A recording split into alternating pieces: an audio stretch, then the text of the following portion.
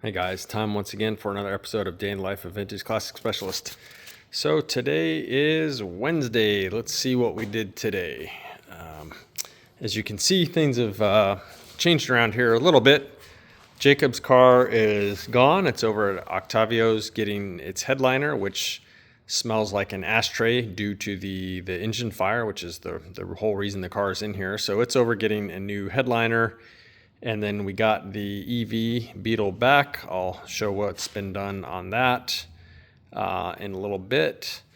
And the Porsche is sitting outside right now. So let's see what happened on the 64, this turquoise beauty over here. So Rafa worked on this thing today. Still making good progress here. I guess he was tired of skylights after the fiasco yesterday of only being able to get 2 out of the 8 in. So I can't blame the guy.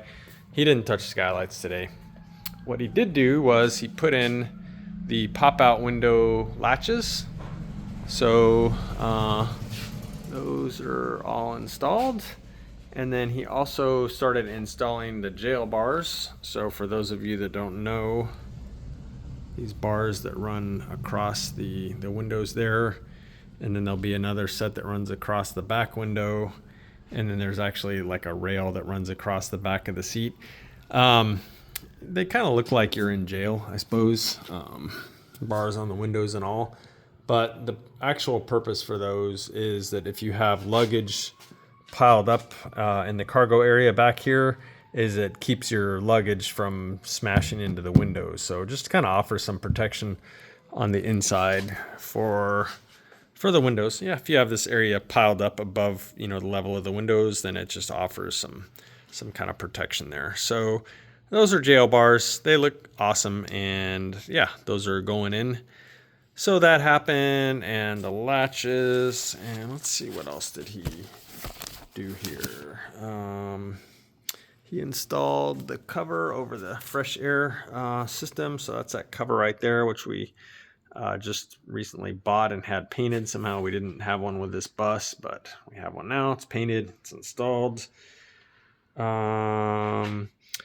He put in the e-brake handle, which you can see up there. And I think that was mostly what he did on this one. Yeah, that should be it. So, yeah, moving right along. We're actually asked the owner to go ahead and bring over the seats, which he's previously had upholstered. So tomorrow morning, I think he's going to drop off the seats. So those will be going in pretty soon. We got the front mat already. So the mat that goes up here on the floor. And then we also got the cargo area mat, and then we got all the little clamps and stuff that hold the seats in.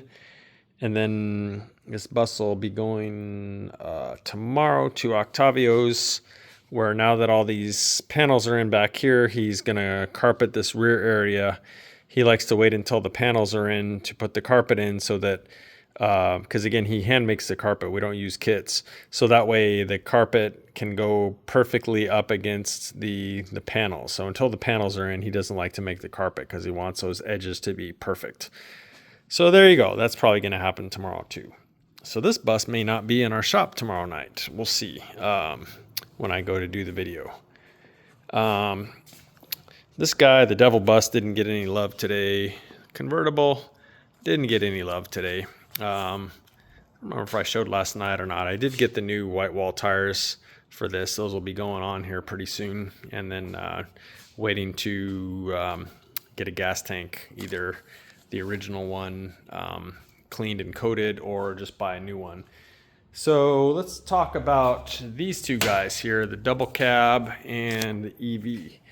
How about the double cab first? So we actually got our dash today, and it is mocked up or temporarily installed here, and it looks amazing. So Ed over at OC Westy recovered actually this is the original dash, and this thing was terrible. So they went and they fixed and filled in all the cracks, and then they recovered the whole thing in vinyl. They've got this process down to a science. The only caveat is that it does end up with a stitch line running all the way along this edge here. For a custom bus, I love the way that looks. To me, it looks like a very high-end car with a stitched dash like that. But for a bus that was maybe more of a restoration, again, this one's a hot rod, it would look kind of weird, I think, honestly. I mean, not bad, but just out of place. But to me, for a custom bus like that one, like this one rather, having this seam across here just really gives the car kind of a, I don't know, like a more premium feel to it, honestly. So yeah, and then we had previously had the dash pad here and the grab handle. Those are all wrapped in, this is genuine leather here. Octavio and team did that previously. And so then this is all assembled with the top of the dash here, which the owner had painted at the same time as the rest of it. And so we've got the various brackets mounted up here. So here's the one for the e-brake. Here's the one that supports the steering column support. And then up underneath here, you can see the lever sticking out is the, I don't know if you'll be able to see that. Yeah, this big thing. You can kind of see part of it right there. That's for the controls for the heating system. So yeah, all that stuff's in. But yeah, dash is just in temporarily. It's going to come out again, but I wanted to just kind of test fit things before I jumped in too far. But tomorrow via Wolfsburg West, we should be getting bulb holders, which we didn't have for the gauges. We'll be getting the switches for the headlights and so on. We'll be getting relays. We'll be getting all that stuff. So pretty much starting tomorrow, I believe I should be able to actually wire this bus, or finish wiring it. Obviously started on it, but all these wires just dangling here pretty much have been waiting for the dash, because again, the fuse box mounts, you can see it there. The fuse box mounts on the actual dash, and then, you know, the gauges, all this stuff, pretty much all this stuff goes on the dash. So until I had the dash, pretty much couldn't connect any of this wiring.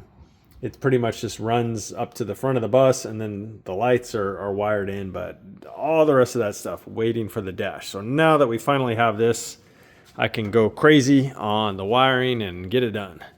And then this bus is going to start moving along pretty fast.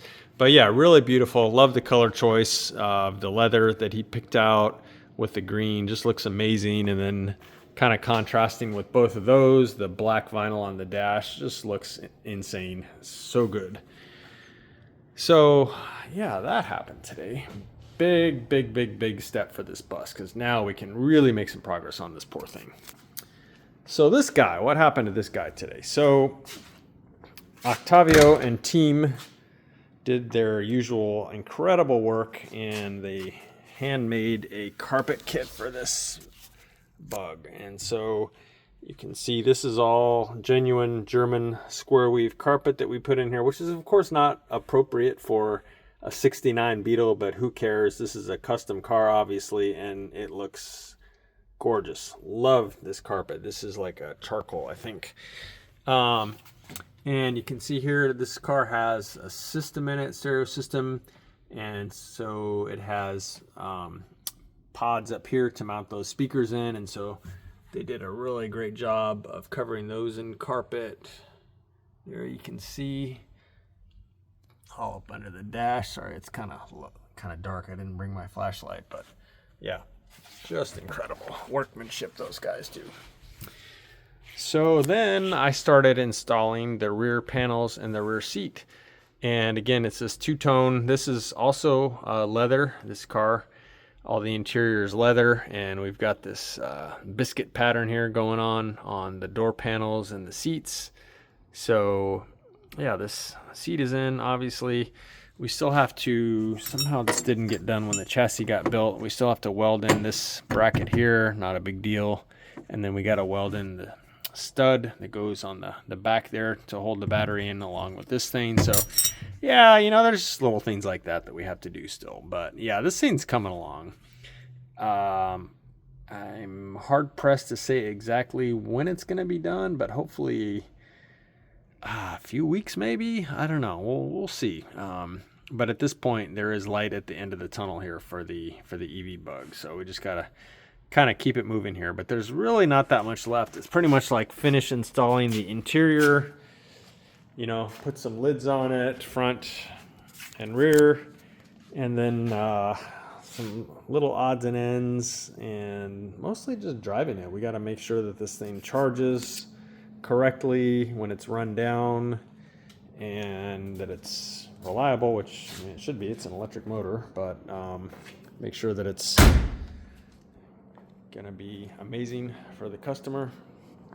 So yeah, this one should be staying in our shop now. I don't think it's got to go next door for anything else. So should be here until it's not here, at which point the customer will have it. So there you go. Anyway, that's it for today, guys. Pretty productive day in the shop. Thank you for watching, and we will see you again tomorrow. Bye.